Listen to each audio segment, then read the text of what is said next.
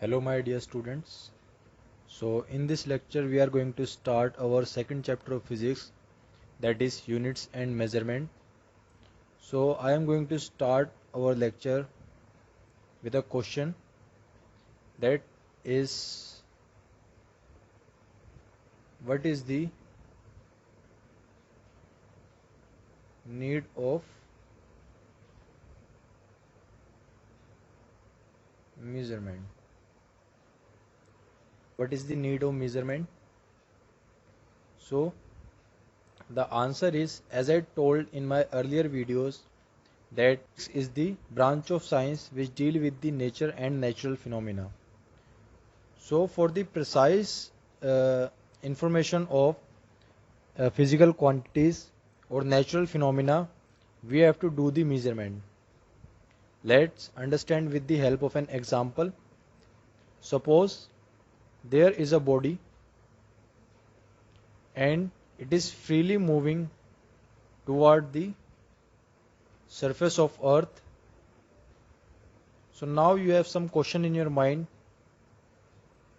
What is the mass of this body? At what velocity it is coming towards the earth? What is the height from where it's coming from? So these all question you have in your mind. So if we don't find these kind of questions, so we are not able to reveal the secrets of the nature. So that is possible just because of physics. So we can say that the measurement and observations are the backbone of physics. So now let us know about the some concepts of units.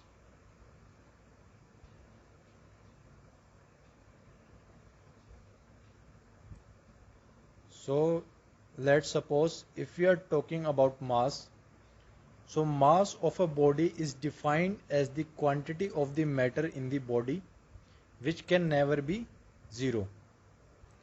As you guys know that mass can never be zero. If we talk about the concept of length, so what is length? So length of an object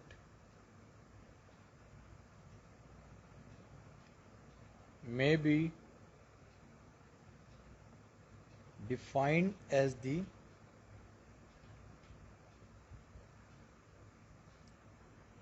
distance of separation between any two points at the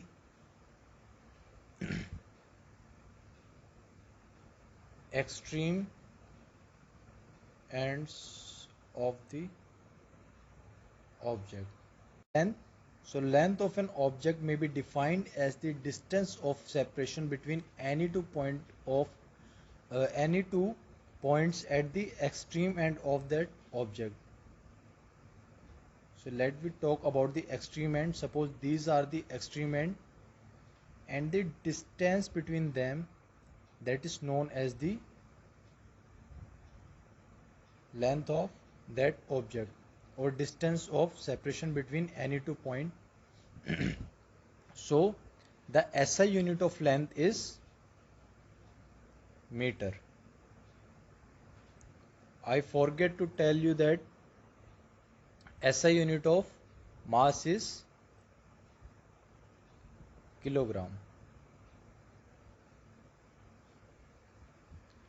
If we talk about the concept of time,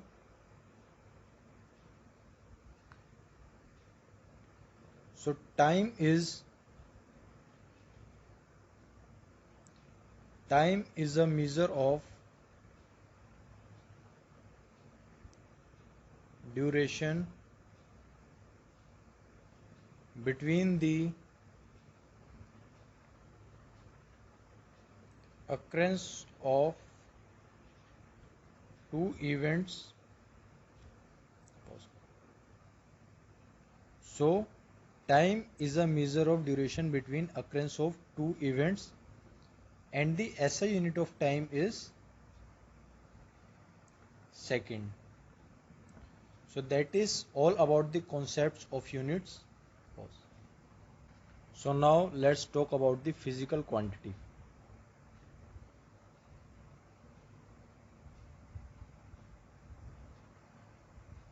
So what are the physical quantity? So the quantities that we can measure is called physical quantities. For an example, if we talk about the length of a room,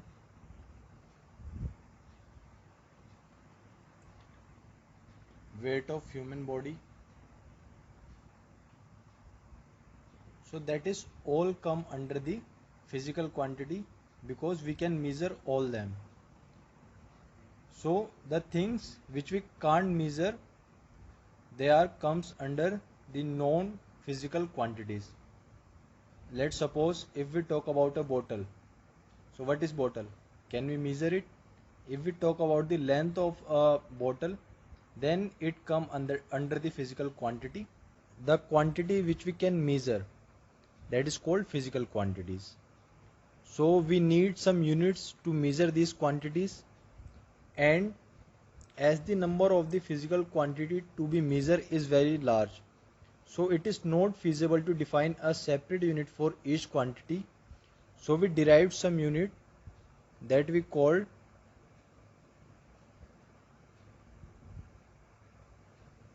fundamental units and derived units. So we have 7 fundamental units. For length, we measure it in meter. For mass, we measure it in kilogram. Time, we measure in second. Temperature, we measure it in Kelvin. Electric current, we measure it in ampere.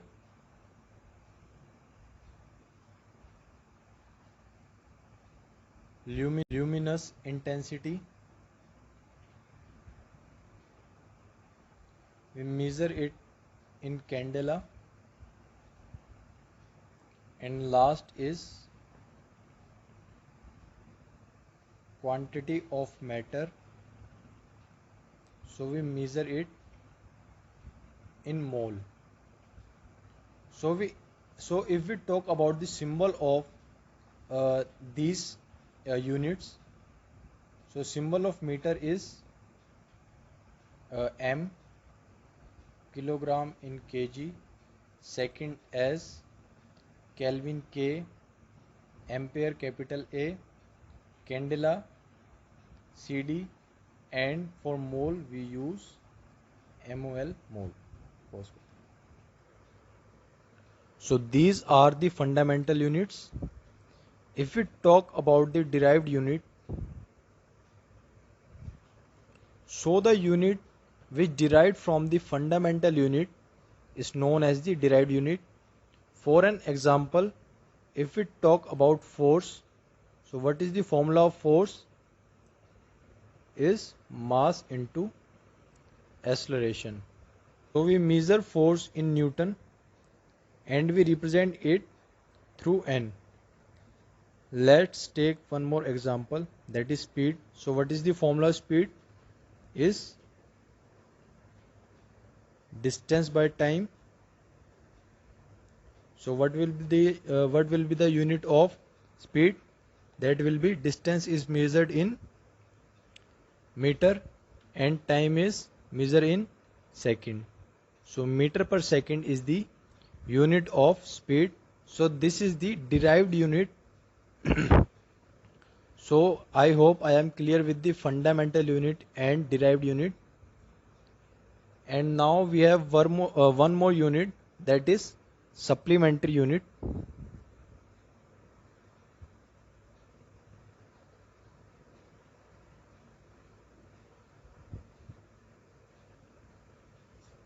So we have two supplementary unit. One is plane angle and second is solid angle. So the unit of plane angle is radian.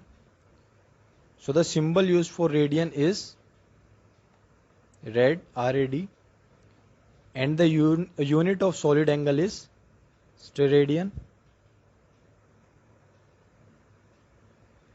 and the symbol used for steradian is SR.